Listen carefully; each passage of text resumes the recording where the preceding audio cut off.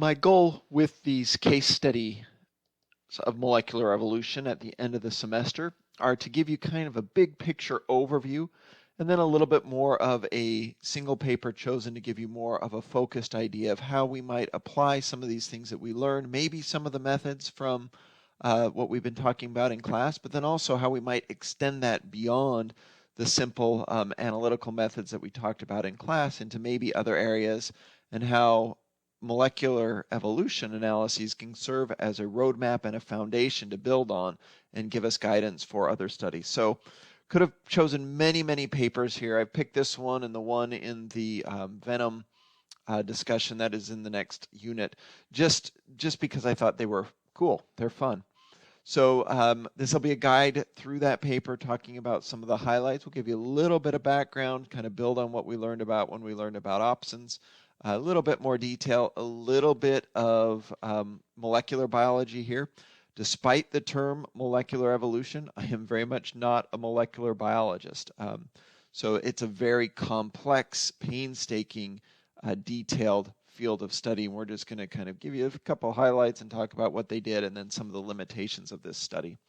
So they are looking here at whether or not there really is good evidence for positive selection in mammalian rhodopsin. Okay, so let's familiarize you, get a little bit more detail. So historically, the amniotes, the vertebrate amniotes, that includes today reptiles and mammals, they had 4 opsins that were for basically color vision and were expressed in the cones in the retina. So here's a diagram of the amniote retina. And so it's a little bit weird in some ways. It has these sensory cells that are actually pointed backwards, not forward from where the light's coming in.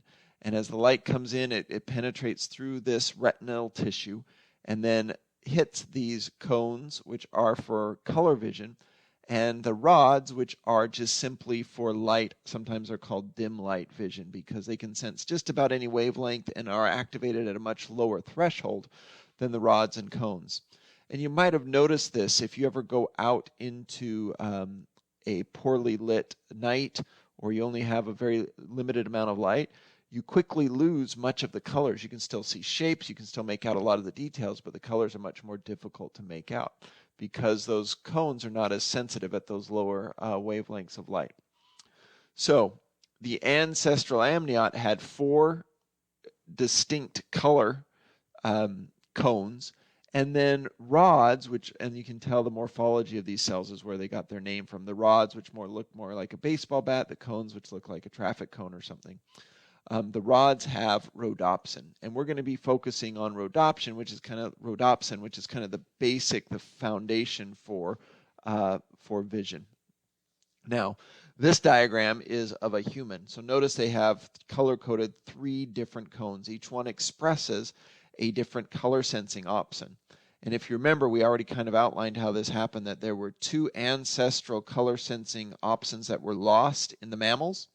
And then in primates and a few other mammals, there's been a duplication event again, and so we've gained 1 back. So we have 3, but our ancestors, ancient amniote ancestors, had 4. And so one of the ideas of this paper is that with that loss, there might have had to been some sort of a compensatory change in the rods to kind of make up for some of the loss in the expression of opsins in the cones. Okay, so just a very little bit of molecular biology here and how this interacts. We've already talked about opsins and how they have these 7 transmembrane domains. They are sensitive to light, and then they transduce a signal so that then they can send a nervous signal to the brain to be interpreted as some sort of a visual signal.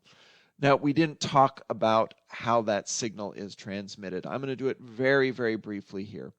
In this diagram, this red or pinkish part, magenta maybe, anyway, this part of the quaternary structure, this is a complex protein with multiple tertiary structures bound together. But this is the rhodopsin, the pink part, okay? In here is a complex of 3 different proteins, including transducin, which is in green here, and these together help to phosphorylate, and these are called G-coupled proteins. right? These are the G proteins here, so G alpha transducin, the gamma and the beta here. But these are all the G proteins that are coupled to the opsin. And they, when properly stimulated by light coming in, hitting the rhodopsin, they will cause a phosphorylation and a cascade of events that will eventually open up these membrane proteins in the membrane and allow for sodium-calcium flow. And if you get enough of that, then you get a nervous signal. And so if different levels of light are hitting to different parts of the retina, some of those will be at the threshold to indicate a signal, and some of them, if that signal is higher, it will go even more often, and then we get the translation of that in our head as different patterns on the back of our retina that then we have vision. So it's a very complex process, both at the molecular level and then, of course, the neurological, and a lot of it is at the brain level is really only very rudimentary understood. But we can getting a fairly good understanding of the cascade of events that will result in transduction of a nervous signal. Okay. Now, I don't care that you memorize all those. I'm not going to ask you is GMP being cyclic GMP being turned into GMP, is GTP being phosphorylated in GB. Don't worry about all that stuff, okay? But you should know rhodopsin is the main protein that senses the light, that it interacts with G-coupled proteins. There's a cascade of somewhat complex events that then will send off a signal. And the main reason I even wanted to highlight this at all is to tell you and to show you that when we talk about phenotype, sometimes we oversimplify, right? And I did that, and there's value to that, and it's useful in some ways, but it's also often important to remember that often those oversimplifications, there's going to be a lot more complex and a lot more possible parts that could change and mutate and thus have an impact on phenotype. So we could change the rhodopsin itself, the parts that sense the light. We could change the parts that are binding to the G-coupled protein and how efficient and effective that binding is. Maybe any one of a number of other places we could change this that might impact the function of this protein. Okay, and so this paper that we're looking at, the Fernandez-San Pedro et al. Paper, is trying to elucidate some of the different interactions. And so I want to talk about this at a little bit of length, and hopefully you kind of already have an idea, or maybe you've even thought about these on your own. But if not, let's look at this. So we've talked a lot about the DNDS ratio, how we could go and categorize any mutational change and then look to see if that was at a first, second, or third position, if it changed the amino acid. If it changed the amino acid, we would classify it as a non-synonymous mutation. Sorry, I should have made these subscript. That's going to bother me, so I'm going to do it. Bear with me here a little bit. So we'll do font subscript, and I think I can just repeat here. There we go. That'll make me feel better. So anyway, if one of these mutations changes the amino acid in this gene, then we would classify it as a non-synonymous. If it didn't have any impact on the synonymous, mostly at the third position, it didn't have any impact on the amino acid, then we would classify it as synonymous, and those are occurring mostly at the third. And what we do is we would just count up all of these and get our overall ratio, right? Now, maybe you thought about this. Hopefully you did. Maybe you were yelling at your computer while you're watching the video and saying, oh, Dr. Terry, you forgot about something else you told us earlier in the semester. And that is, are all non-synonymous mutations of important phenotypic impact? Now think about that. Now hopefully in your head you're saying, oh wait, no, you're right. Remember, Dr. Terry, you said that sometimes we may swap out one amino acid for another amino acid, and they might be so similar in their molecular properties that it doesn't change the way that amino acid functions. Or maybe we mutate an amino acid, so we have a mutation at the DNA level and it changes the amino acid. However, it's at a part of the protein that's not really critical and is very flexible and can have many, many ones, so it's not an important site. I always think about this kind of like a car, right? So if I went into a car and changed out your, I don't know, maybe like the upholstery in your seat, does that functionally change the car? Well, no, it cosmetically changes it, but probably not functionally. But if I go in and start messing with the engine, then that's a different story. And so our DNDS ratio, although it might give us a big kind of original view, it is certainly not a foolproof measure. many of these non-synonymous mutations maybe should be put into the silent category. They're not synonymous because by definition, if the amino acid is changed, it's not synonymous. But remember that non-synonymous and phenotypic impact are not always the same thing. And so going from genotype to phenotype is not as simple as saying, oh, look, it's non-synonymous, so it changes the phenotype, or it's synonymous, so it doesn't change the phenotype. So realize that, especially at this non-synonymous level, it's pretty clear based on our understanding that almost all, maybe even all synonymous mutations do not have an impact on phenotype. That's just kind of by definition, because we have the same amino acid, which is where the phenotype, when that protein is made, that's where the phenotype, that's the first level of phenotypic expression. But with the non-synonymous ones, it's a little bit more complicated. And we can have everything ranging from a major shift in phenotype from one single amino acid substitution to nothing at all, and everything in between. And so if this was a non-synonymous mutation here, I don't know without some further analysis where on the spectrum that non-synonymous mutation falls. And so this paper attempts to do that. We'll look at how they did it, their results, and then some of the limitations of this. So this first question should be an easy, oh yes, I remember Dr. Terry showed me how to do that. We used parsimony and we mapped characters onto a phylogeny, so I could reconstruct what the ancestral state for this gene was if I mapped those characters. Or if something like this, it was a Bayesian analysis, maybe we don't have 100%, but we have relative percentages of certainty at various nodes about, okay, this could have, you have a 60% chance that it was a G at that place, maybe a 30% chance that it was a C. And so we certainly can, either statistically or with a parsimony framework, with a fairly good degree of certainty, reconstruct ancestral states. And that's part of what they did for this paper. So they looked at a wide range of mammals, and then they mapped where these changes occurred on the phylogeny, and then they were able to infer what the ancestral state was. Okay, and they did that across the entire protein. There were lots of changes here and there, but at the end, they ended up with 3 residues, these amino acid residues, that appeared to be the most important.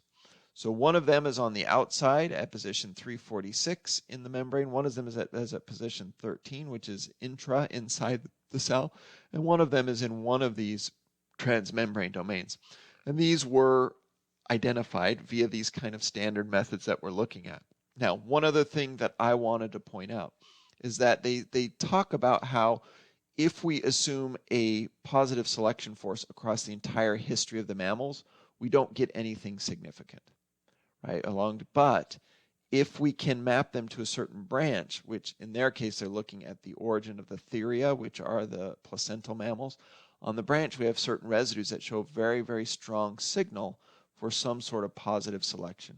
And so in the paper they term this episodic positive selection, meaning it happens over a brief episode, a period of time, and then once it finds that new advantageous sequence, then it stays kind of standard or stable for a while, and there's no more strong selection on it. Or if there is, it maybe reverts to purifying selection.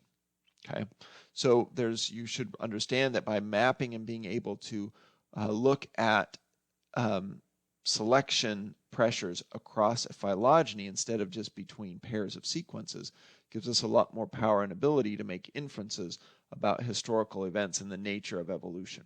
Okay, now the main point of this paper is once they identified these 3 specific sites, is they wanted to test whether or not they actually had a phenotypic impact. And so to do that, they were reconstructing ancestral states. So they are using a process called site-specific mutagenesis and essentially making an artificial protein that looks like maybe something in the past. Now, here's, I think, one of the limitations of this paper. What they did was they mutated site 346 back to what the ancestral one was, and then they tested that protein. They mutated this site, and then they tested that protein. And they mutated this site. So they had 3 different constructs, each one where they kind of went back to an ancestral amino acid state, and then looked to see, using, again, I think some limited and maybe even problematic tests of the phenotypic differences. But the other big thing is, and the ancestor was supposed to have all 3 of them that were different, and they didn't even test a protein. They didn't mutate all 3 of them. They just mutated one at a time and then tested those resulting 3 proteins. So that may be a limitation also.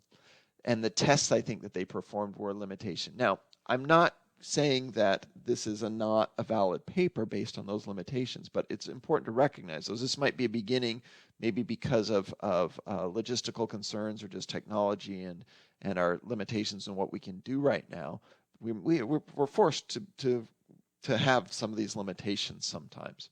So one of the things that they did was they took their 3, 1, 2, and 3 proteins. They tested them electrophoretically to see if they would run differently on a gel. If this is, electrophoresis is a way to kind of physically measure properties of different amino acid sequences. And they found a major difference in one of them. Okay. Then they also cloned these genes into a cell line, and they looked at their absorption and then chromophore regeneration, which is basically when the G-coupled proteins go back to kind of the ground state. So they're sitting there waiting for light, and then they change, and then they have to go back to the ground state so that they can go back again. Now, the way that they did this was expressing these in a cell line. It was derived from monkey kidney cells, and so they're expressing it. They should be embedding in the membrane, but it's not a rod cell. It's certainly not anything like the complexity that you would have in a retina. So it's a very crude regeneration. But we can still see some of the properties of the rhodopsin based on that. Okay. And then they're looking at a few other things about binding, okay? But this is one of the major limitations. So number one, not only did they have not the real ancestrally reconstructed protein with all 3 sites different, they just did one at a time, but then their tests are much more limited than would be in the real thing. Ideally, and you could do this, there would be some ethical considerations, but ideally what you could do is you could make a transgenic organism that had this ancestral rhodopsin in place of its regular one, and then look to see how visual performance changes, or at the molecular level, how interactions with phosphorylations and those G-coupled proteins, and you could do that. But it is a very tricky and, again, ethical consideration. So I'm not saying that they should have done this, or that I don't even know, because I'm not a molecular biologist, even whether it's possible to do that. But it's important that when you are interpreting these results, you recognize the limitations. And so finally, kind of just the take-home message, this is in the very end of the paper, you can go over it again, but for these 3 sites, they found that site 13, based on primarily the electrophoresis study, that they indicated that this was probably an important site for active natural folding of the protein, and that might have been resulting of compensatory mutations, making up for other changes in the amino acid sequence, and that potentially also with glycosylation. Then they looked at these other 2 sites, which seem to be important for G protein activation, maybe one through the original signal transduction, and then I think it's 225 is the one in the middle, and 346. Anyway, they looked at this and said that, okay, they're probably important for G protein activation based on the tests that they ran. But again, it's in a very artificial construct, and perhaps not as strong an evidence as it would be if it was in a more natural environment. And so their take-home message here, and this is really a good one, basically there needs to be more study, and that we need to not only consider these things in kind of just as DNA sequences, certainly, and even in